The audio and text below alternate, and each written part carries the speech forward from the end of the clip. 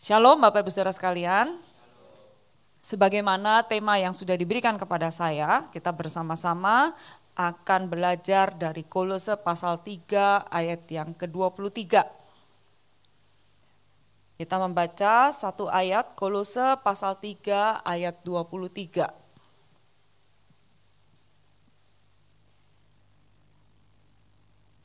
Kolose pasal 3 ayat 23, mari kita membacanya dengan bersuara bersama-sama bagian firman Tuhan ini. Kolose pasal 3 ayat 23, 1, 2, 3. Apapun juga yang kamu perbuat, perbuatlah dengan segenap hatimu seperti untuk Tuhan dan bukan untuk manusia. Saudara sekalian, saya diberi tema di hadapan Tuhan ini terkait dengan hal integritas. Dan ada sebuah kisah yang saya dengar dari seorang hamba Tuhan yang dituliskan di dalam buku Finishing Well oleh Bapak David Wong.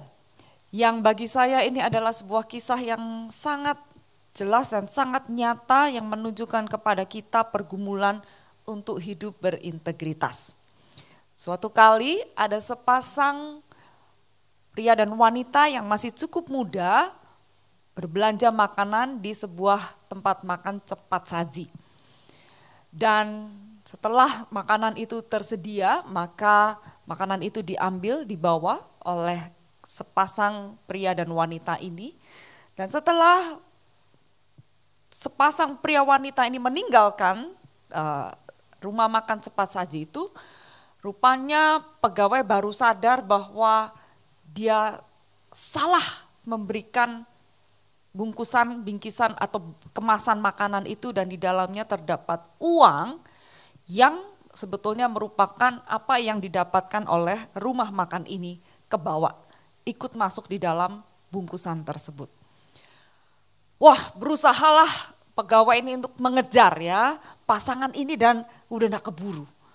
Dan kemudian dia kembali ke tempat bekerjanya dan dia menceritakan hal ini kepada pimpinannya. Gak berapa lama pasangan ini balik. Rupanya mereka sadar bahwa mereka menerima bungkusan yang salah dan mereka mengembalikan uang tersebut. Dan mereka hanya mengharapkan makanan yang seharusnya mereka pesan itu diberikan kepada mereka. Tetapi dari pihak manajer dan juga pegawai ini berusaha untuk memberikan sesuatu sebagai ucapan terima kasih.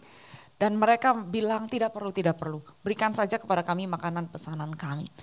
Lalu si manajer ini terpikir, dia berkata kepada pasangan ini, tunggu sebentar, boleh enggak saya panggil pihak dari media sosial terdekat supaya Bapak Ibu ini bisa diliput sebentar saja.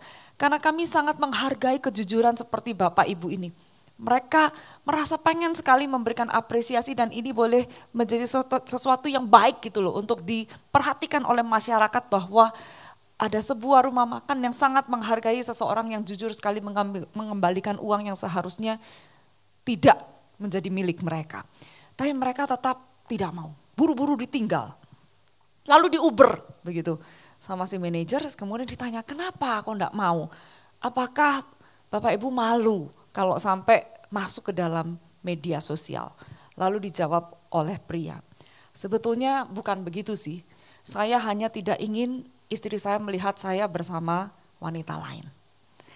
Nah Bapak Ibu Saudara sekalian, ini adalah sebuah contoh di mana betapa kompleksnya manusia untuk perkara uang, betapa mereka sangat jujur dan mereka tidak mau mengambil apa yang bukan bagiannya. Dan mereka tidak mau merugikan restoran dan mereka segera mengembalikan uang itu. Dan bahkan mereka sama sekali tidak mengharapkan terima kasih apa-apa. Sampai mau dikasih apapun mereka bilang nggak usah kasih kami aja makanannya. Tapi bersama dengan itu mereka sebetulnya sedang tidak jujur terhadap pihak yang lain. Yaitu istri dari si pria tersebut. Nah Bapak Ibu Saudara sekalian, maka di sinilah kita melihat bahwa bicara mengenai kehidupan yang penuh integritas itu menyangkut banyak hal dalam hidup kita dan mungkin ada di aspek-aspek tertentu kita bisa ya penuh dengan transparansi tetapi tidak semua aspek dalam hidup kita, kita bisa melakukannya. Dan ini barusan adalah sebuah contoh yang tentu sangat jelas untuk kita pahami. Apa arti dari integritas? Ya, ada beberapa penjelasan yang sebetulnya saling terkait. Yang pertama, secara umum, ya slide berikut, sebenarnya integritas itu dipahami sebagai kejujuran dan ketulusan hati. Jadi kalau orang yang dibilang berintegritas itu orang yang apa adanya, ya ngomong sebenarnya, gitu. Terus dia tidak punya semacam apa itu ya agenda di balik sesuatu, gitu ya, udang di balik rempeyek misalnya. Jadi apa adanya, gitu ya, tulus, jujur. Nah kalau Kamus Besar Bahasa Indonesia itu menjelaskannya adalah sebuah mutu, sifat atau keadaan yang menunjukkan kesatuan yang utuh. Ya, maksudnya itu sinkron, kesatuan yang utuh itu ya. Sehingga memiliki potensi dan kemampuan yang memancarkan kewibawaan. Nah, jadi ada pemahaman yang mau bicara mengenai integritas itu memang sesuatu yang utuh, yang full, yang tidak gompal gitu ya. Jadi sempurna, satu sama lain itu sinkron, utuh, satu kesatuan, tidak ada yang bertarik menarik atau saling bertolakan, kira-kira begitu ya. Nah ada sebuah ensiklopedia Alkitab yang mencoba menjelaskan integritas itu adalah bicara sebuah karakter yang kokoh. Jadi kokohnya sebuah karakter yang tidak gampang dipengaruhi dan kemudian di dalamnya ada unsur ketaatan terhadap sebuah prinsip moral. Artinya kalau ada prinsip yaitu dipegang baik-baik, ditaati. Nah semuanya ini kita bisa kebayang ya, karena kita seringkali menggunakan istilah integritas itu ya pokoknya untuk seseorang yang apa adanya, seseorang yang tidak punya agenda yang lain, seorang yang ya yang jujur dan dia bahkan boleh dibilang itu menjadi teladan, pokoknya hidupnya kayak sempurna, tidak bercacat, kira-kira begitu ya. Nah saudara sekalian kalau ini adalah arti dari integritas, kemudian apa yang menjadi masalah yang real di dalam kehidupan kita, sehingga ini menjadi topik yang penting untuk kita pelajari. Slide berikutnya. Saudara sekalian, masalahnya adalah sebagian besar dari manusia itu punya dua kehidupan. Yang pertama adalah apa yang orang lihat di luar, dan kehidupan yang kedua adalah apa yang sesungguhnya terjadi di dalam diri kita. Dan Bapak Ibu Saudara sekalian, ini semua orang punya. Semua orang punya. Bahkan saya boleh katakan hamba Tuhan pun punya. Tapi di dalam konteks bukan mau menipu. Ya, bukan mau menipu. Tapi terkait dengan figur dia menjadi seorang hamba Tuhan, kadang-kadang, ya ini rekan-rekan hamba Tuhan mungkin bisa merasakan tidak bisa apa adanya. Saya kasih contoh sederhana aja, sederhana sekali ini ya. Karena saya pernah kaget dengan pengalaman ini. Jadi GKY pada umumnya, GKY yang dibangun di masa-masa lalu pada umumnya itu para pelayan ibadah itu kan ada kursi di depan begitu kan. Sini ada gak sih? Dulu ada Kak? Ada ya? Ya. Jadi saya dari Puri Indah juga begitu kan. Nah kadang-kadang kami itu di dalam kebaktian yang pertama jam 6.15 itu ya bagaimanapun juga ya itu masih dekat waktunya dengan bangun tidur gitu loh. Jadi kadang kita tuh datang ke gereja ya bagaimana ya kebaktian mulai jam 6.15. Ya tentu kita ya pasti sudah mandi, sudah dandan. Tapi kan kayaknya itu masih agak rohnya belum terlalu ngumpul gitu. Jadi pernah suatu kali saya bertugas sepertinya sih saya untuk pengakuan dosa ya. Jadi saya duduk di depan situ kan.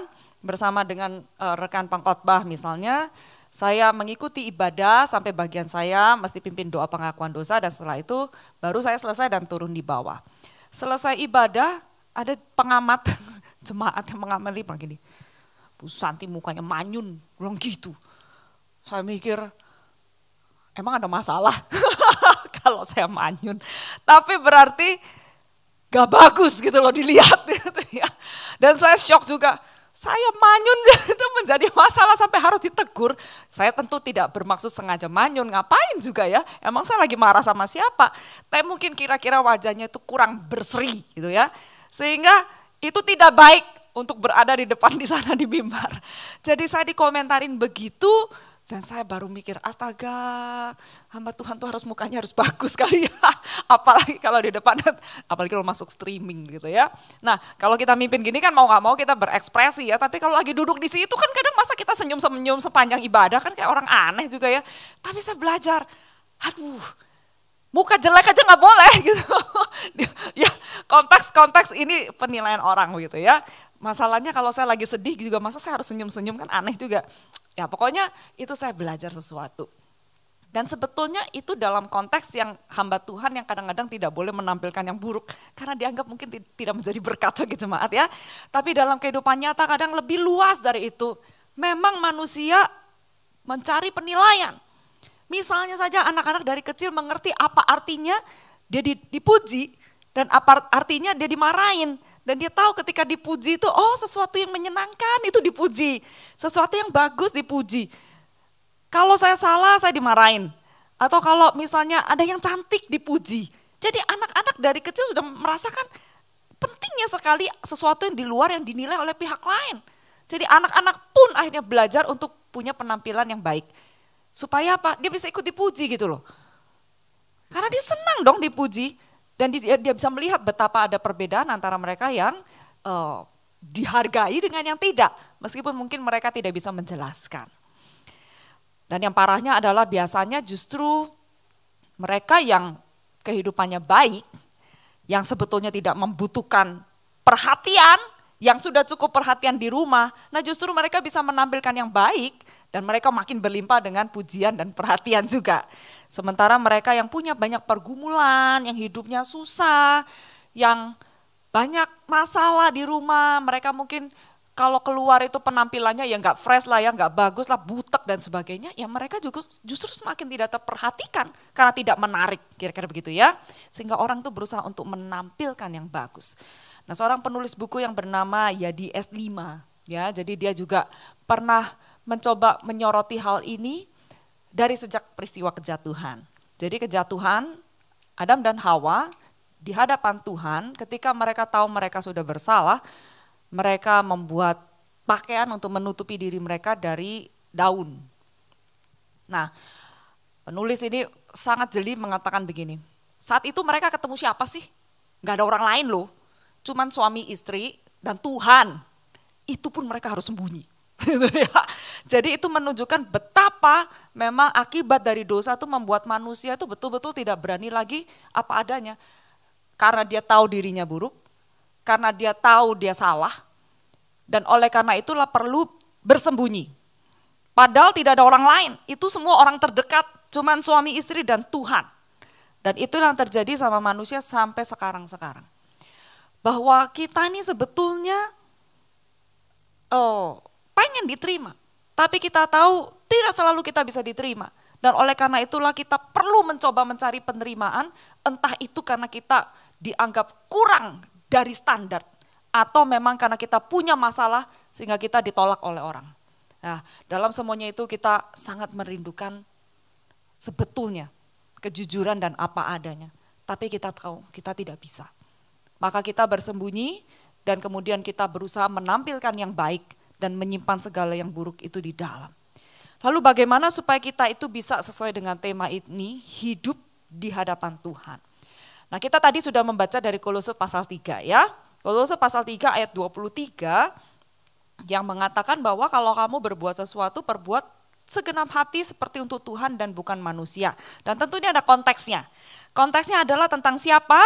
Tentang hamba atau budak. Jadi kalau saya baca ayat 22, hai hamba-hamba, taatilah Tuhanmu yang di dunia ini dalam segala hal, jangan hanya di hadapan mereka untuk menyenangkan hati manusia ya, melainkan dengan tulus hati karena takut akan Tuhan. Konteks sebelum ayat 23 adalah bicara untuk para budak, para hamba, kamu jangan hanya sekedar ingin menyenangkan secara manusia, tetapi yang terutama adalah kamu harus taat kepada Tuhan. Dan oleh karena itu dilanjutkan, apapun yang kamu perbuat dengan segenap hati untuk Tuhan dan bukan untuk manusia. Saudara sekalian, kita memahami bahwa biasanya orang mencari penerimaan dari manusia, makanya dia rindu untuk kelihatan baik. Konteks budak lebih parah lagi. Lebih parahnya adalah kemungkinan mereka tidak bisa mengharapkan ada kasih, perhatian, dan perbuatan baik dari orang-orang di sekitarnya atau dari Tuhan mereka kepada dia. Karena apa? Karena budak itu levelnya rendah banget. Jadi bahkan ada yang mencoba untuk membedakan antara tuan dan budak atau masyarakat kebanyakan dengan budak. Budak itu bisa hampir sama atau bahkan kalah berharga dengan barang. Seandainya budak nggak sengaja nyenggol guci terus pecah, ya dia bisa dimatiin. Atau misalnya binatang peliharaan yang berharga, kemudian kenapa karena budaknya nggak jaga, dia juga bisa dia matiin.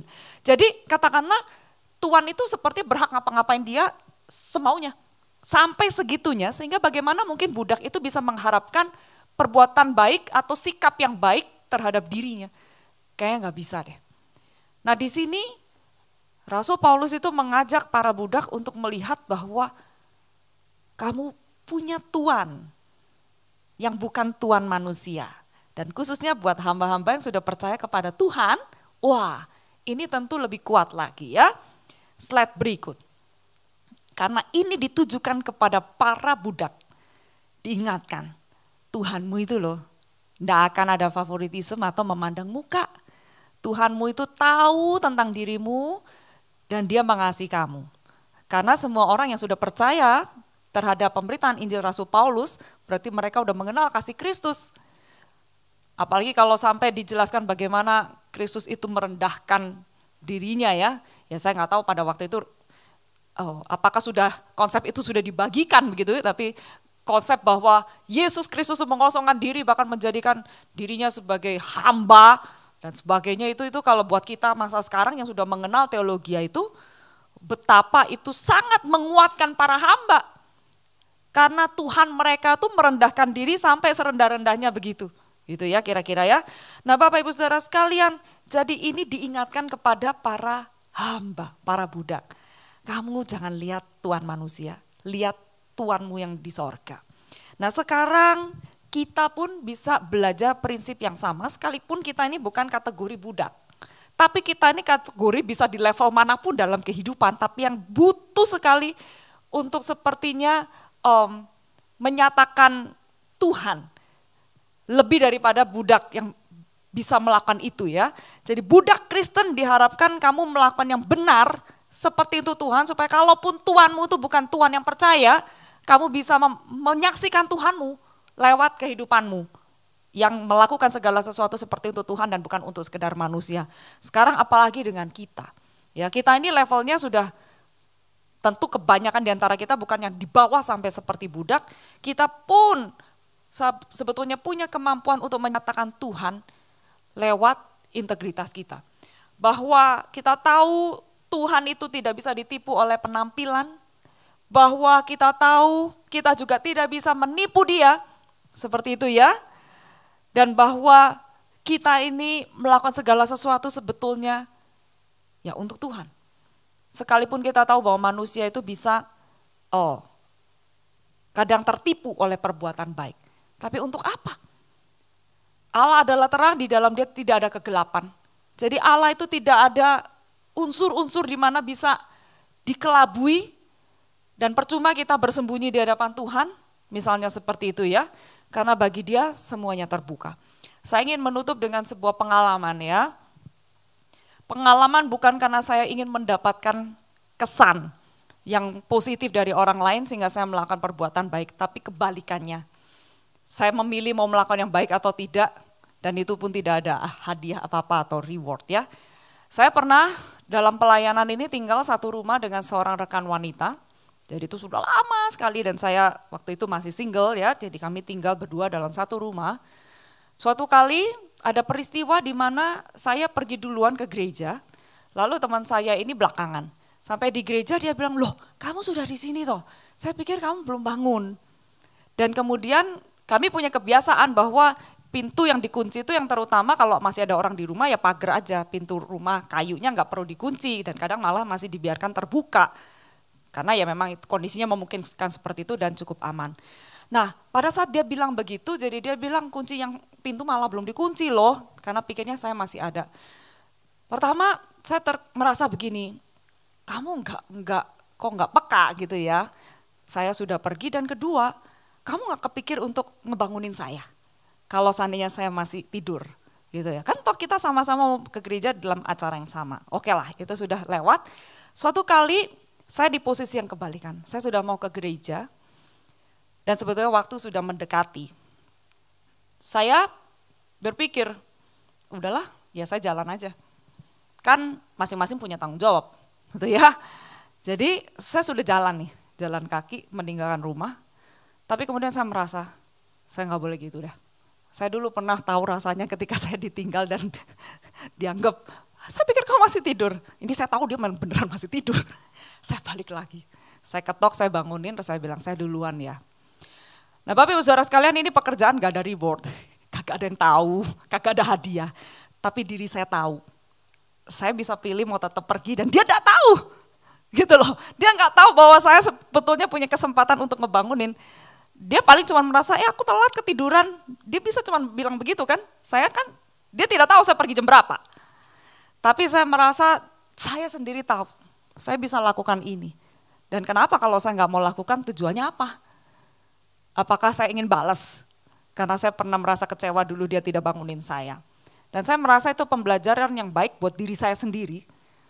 Apa artinya saya hidup di hadapan Tuhan, bukan di hadapan dia. Dan dia belum tentu berterima kasih juga sih. Ya, jalan hidupin masing-masing aja.